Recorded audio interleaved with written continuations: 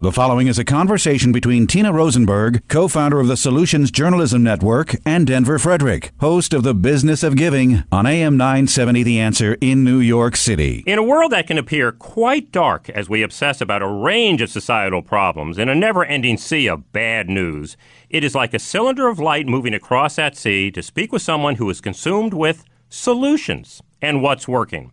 My next guest is dedicated to just that. Through her New York Times column Fixes, to her highly acclaimed book, Join the Club, and most recently as the co-founder of the Solutions Journalism Network. She is Pulitzer Prize-winning author and New York Times columnist Tina Rosenberg. Good evening, Tina, and welcome to The Business of Giving. Thank you, Denver. Nice to be here. Solutions journalism is a term that may not be familiar to a lot of our listeners. How would you describe it for them? Well, we would say that solutions journalism is expanding what journalists think of as our beat. Traditionally, journalists imagine that our job is to cover what's wrong with the world. And our model of how we think of change is we uncover stuff that's wrong, and then someone comes in and solves the problem. So we don't feel that's been working very well. And solutions journalism is a way of also looking at who is trying to solve problems and what results they're getting. And the key is that this coverage has to be done not as fluff or as advocacy or as PR, but with equal rigor, the same rigor that we use when we cover the problems themselves. Is this a new concept, Tina, or is this just a new term with the rigor that you just talked about for this kind of reporting? I don't think either of those are new. This has been around. Many journalists have been doing solutions-focused stories for a long time.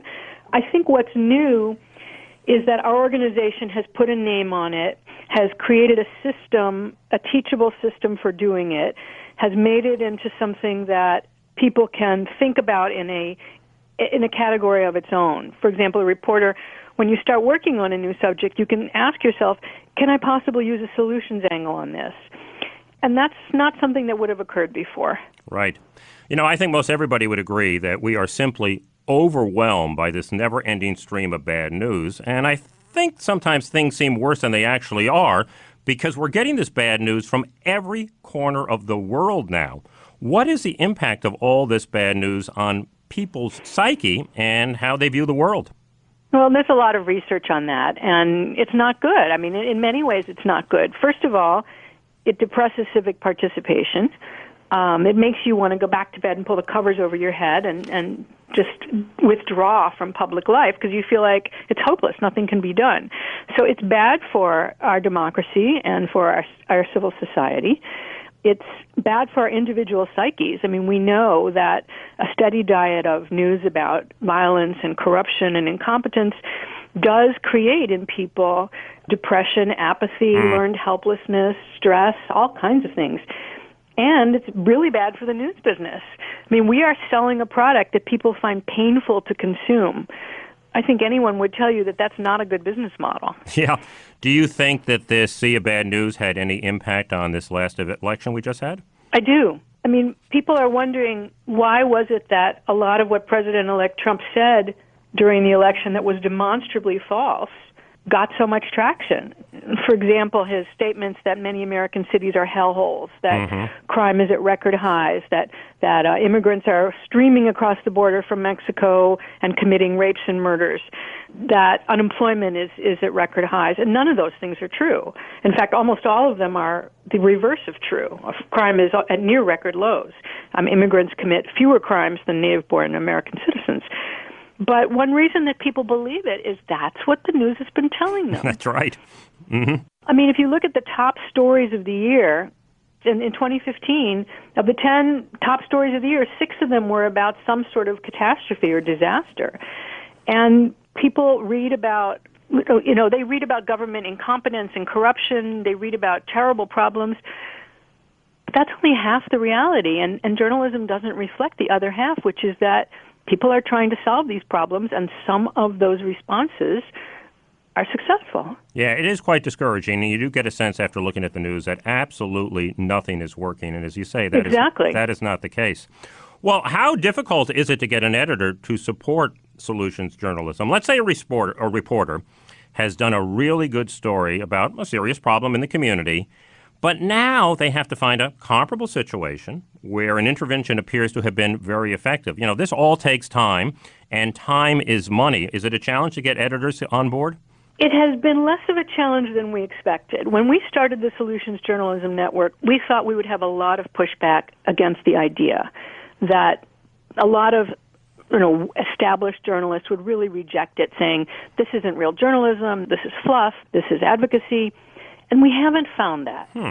A lot of journalists are afraid to do this kind of work because they don't feel comfortable doing it with journalistic safety. Inside our profession, the worst thing you can do is seem gullible.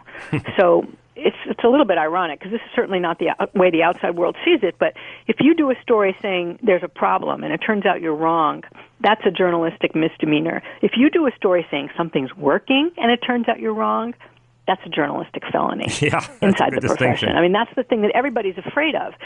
So if we can show people that they can do these kinds of stories without that risk, that they can do them with journalistic comfort and a feeling of safety and to high standards, we have found that newsrooms, in fact, are very receptive to it. And we've had very little pushback against the idea. Yeah. But and the I guess problem, as you said, is time, Denver. All newsrooms now are managing scarcity. We're trying to do 4 times as much reporting with 1/4 the staff we used to have. Mm-hmm. And these stories are enterprise stories, and they take time to do, and that's been the big issue. Yeah, and I think the other fear that you have that you alluded to is that they will not appear soft by talking about solutions, because these are not puppy dog stories. These are really systemic solution-type stories, and it's quite distinctive. If done right, they will not appear soft. Mm-hmm. But you have to do things like be careful to talk about what's not working about the solution. Mm-hmm. You have to be careful in your language, and, for example, don't use the word solution. And in some ways, we're a very badly named organization. I mean, you should talk about this is a response to a problem.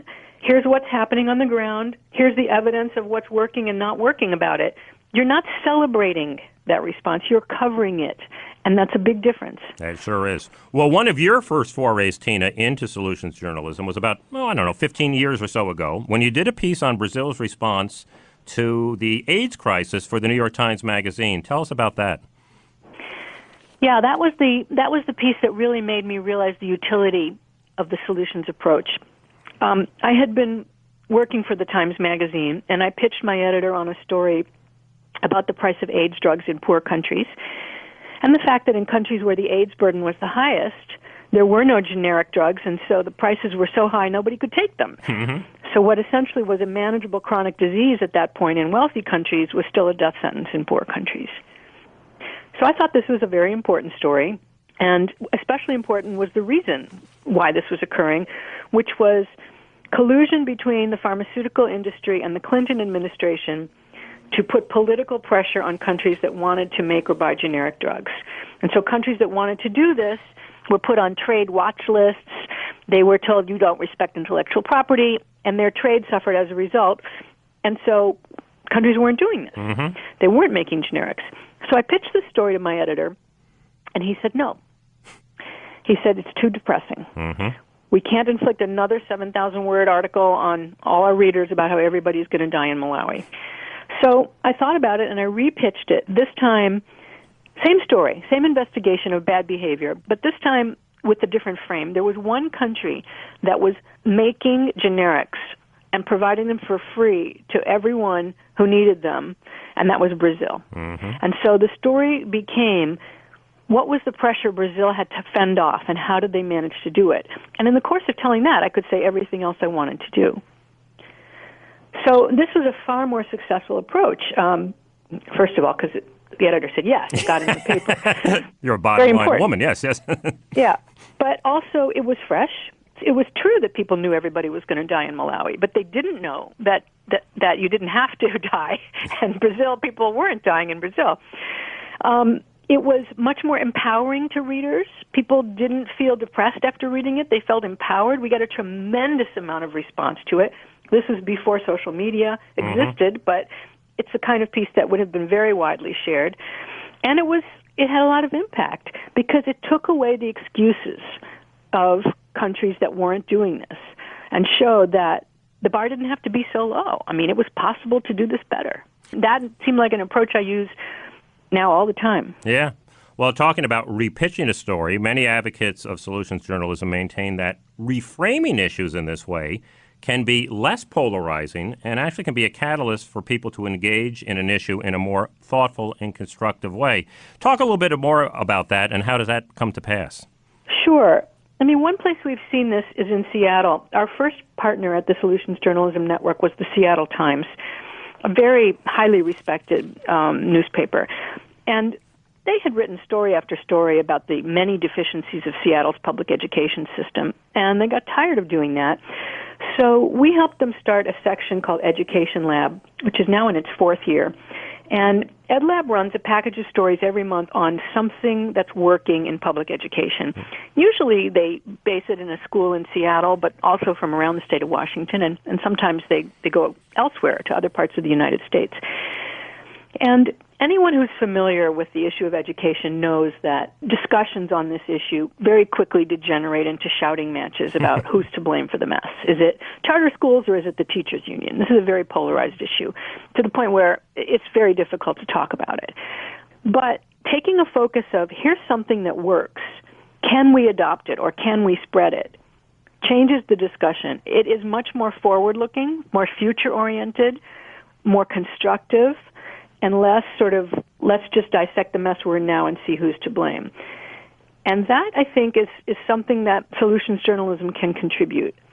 It takes the focus off, why are things so disastrous, and puts it on what's working to improve it, and can we use that? That's a great point. You know, I'd be curious if business journalism is different, because it does seem that they're always selling solutions, and they have their fair share of positive news, everything from, Fortune talking about the best companies to work for, or Harvard Business Review talking about how to innovate faster and cheaper and better. Is there a different kind of reporting with business news than there is with general news? I think business, you're right, is in a different category, and sports I would put in the same category where people are interested in success in those fields. Yeah. You don't see a magazine called Fast Bankruptcy. The problem, though, with business and sports reporting on solutions is that it's often fluffy. It's often PR. It's often not very serious. I mean, real solutions journalism looks at what separates success from failure. What happened here that made the difference, and can that be replicated? And that you occasionally see in news, but not very often. Mm-hmm. Well, now that we know what solution journalism is, and I know you touched on Seattle already, but give us a little bit more about what this Solution Journalism Network is all about. Sure. SJN is an organization that's 3.5 years old now, and we are in the business of legitimizing and spreading this idea, and we do that in various ways. One way we do it is our work with newsrooms. We have several dozen newsroom partners across the United States, and we go in to their newsroom and do a workshop about what solutions journalism is and how they can use it, and then work with a small group of reporters and editors on a particular project. And it's very often a solution series, or they want to add solution stories to an investigative project. So that's one thing we're doing. We also have a hub, a network that anyone can join for free, people who are interested in this idea, and that gives you access to a bunch of tools. We have downloadable toolkit that was downloaded in 116 countries in its first year of use. Very impressive. So that was pretty exciting. Yeah. We have toolkits on how to do solutions journalism on different issues. We have one for editors. We're working on one about doing audience engagement around solutions journalism. And one thing I'm very excited about is a story tracker. We have a database that contains, at the moment, 1,500 solution stories. We have a lot more, but we haven't quite caught up with tagging them. And they're tagged and searchable in different ways. And this is a great tool for journalists and also for students and other people who are interested in looking at coverage of what's going on in fields that I'm interested in. And you're a nonprofit organization, correct? We are. Mm-hmm. How's the funding model working? We raise our money largely from foundations, and it's going pretty well. Good. Well, you have some great supporters. I've seen them on your website. So you got the blue chippers behind this effort. Well, sticking with the idea of finding solutions and what's working, let's move on to your most recent book, Join the Club, which addresses the impact that peer pressure can have in shaping our behavior, and especially among young people and teenagers. But, the connotation that surrounds the phrase peer pressure is usually a pretty negative one. Can peer pressure be used to also model good behavior and healthy habits? Oh, absolutely. In fact, it's just as strong that way. The issue is we recognize it as peer pressure when it's negative, but we don't recognize it as peer pressure when it's positive. Like if your kids have fallen in with a bad crowd and they're into bad behavior, we're very clear that peer pressure is responsible for that. Mm-hmm. But if they're great kids and they're doing everything they're supposed to do, that's great parenting. Oh, good parenting, no question about it. That was all me. That's right. That's right. But in fact, who your children choose to hang out with is just as important in pushing them towards good behavior. And the same is true for adults. I mean, peer pressure is stronger for teenagers, in part because the teenage brain is still very plastic, and and judgment is the last thing to develop, which any parent of a teenager knows. But also because teens are still trying on different peer groups. Mm-hmm. As adults, we generally know which one we want, and we've settled into it, and so the influence is less visible. But peer pressure is very powerful for adults in many ways, in personal health behaviors, in dealing with things like addictions, but also in the book I look at various examples where it's helped people to learn calculus, helped people to form microcredit groups, and even helped to overthrow a dictator. Well, let's talk about how we traditionally try to change behavior, and if I can, let's stick with the field of public health. What we generally do is we provide information, and then what we're going to do is we're going to let people know how bad this behavior is and how prevalent it has become, and then we're going to scare them a little bit and let them know that there will be some pretty serious consequences if they don't adopt a healthier lifestyle. Why does this not work?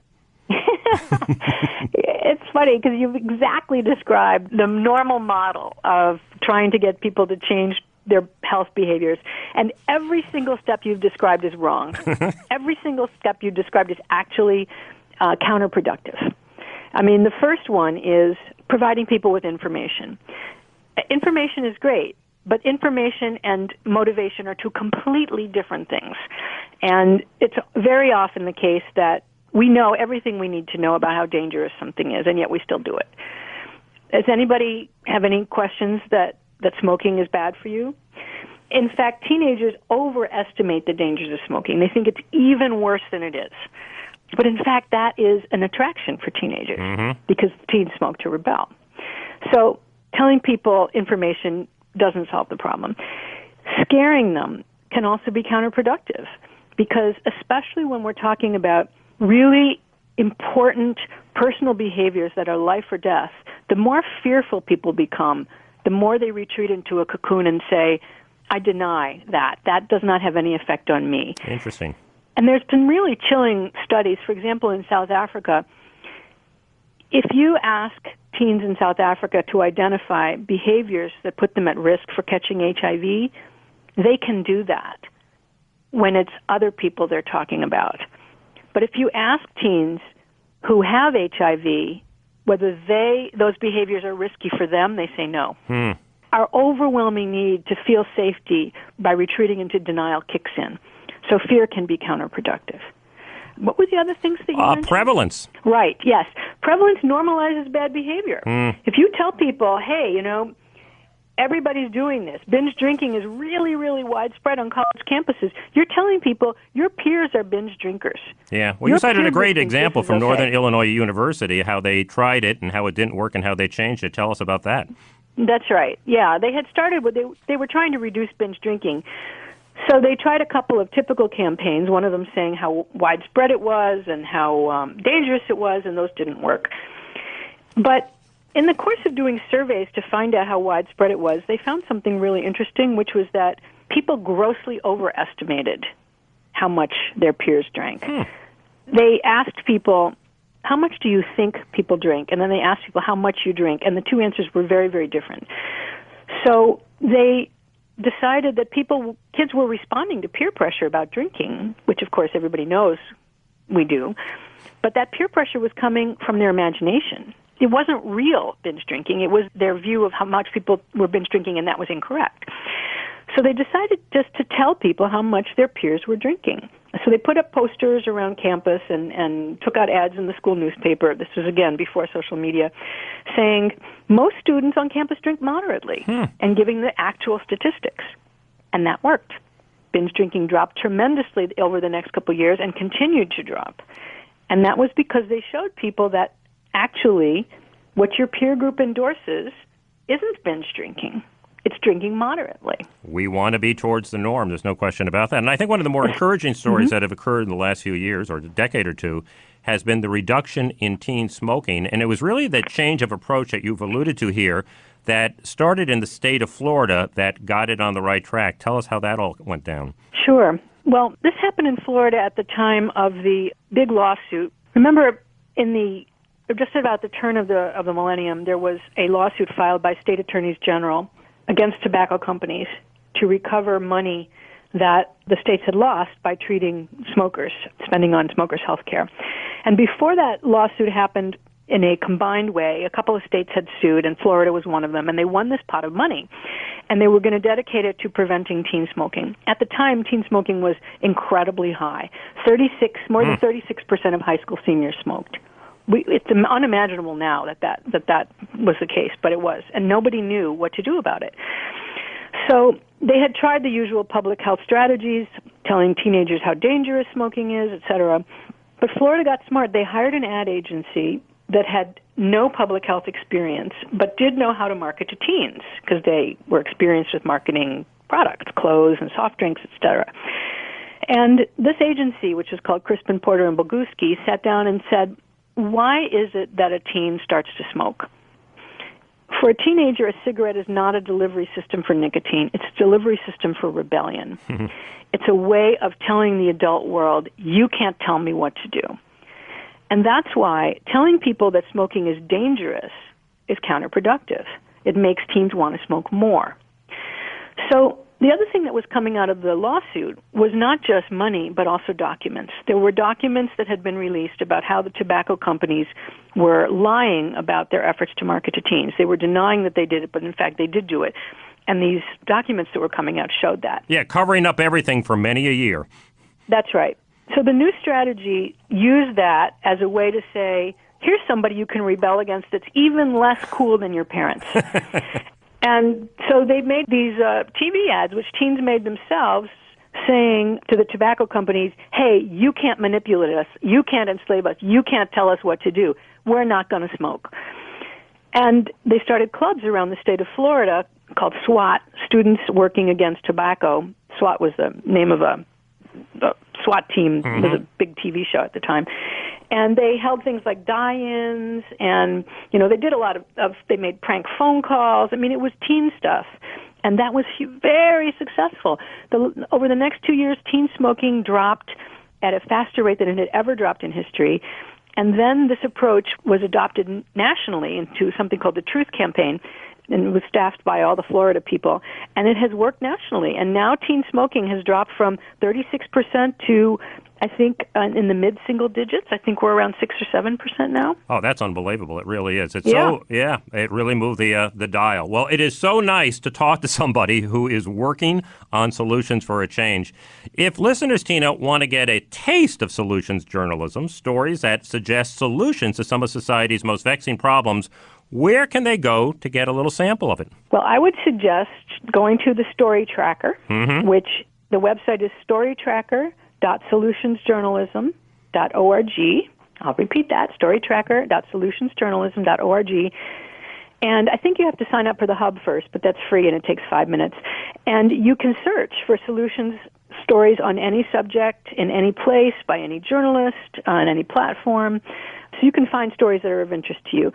Also look at the New York Times Fixes column, which has now been around for 6 years, and every week we write about a response to a problem, and that's at nytimes.com/fixes. Yeah, and I got to tell you, everybody who reads that feels better at the end of the article than they did at the very beginning. Well, Tina Rosenberg, co-founder of the Solutions Journalism Network, I want to thank you so much for being on the program. Also, by the way, is there a website for Join the Club? There is. It's jointheclub.org. It's not kept that updated, I have to admit, so probably better to go to solutionsjournalism.org. Thanks so much, Tina. It was a real pleasure to have you on the show. Pleasure to be here. Thank you. The Business of Giving can be heard every every Sunday evening between 6 and 7 p.m. Eastern on AM 970 The Answer in New York and on iHeartRadio. You can follow us at Biz of Give on Twitter and at Facebook.com/businessofgiving. The following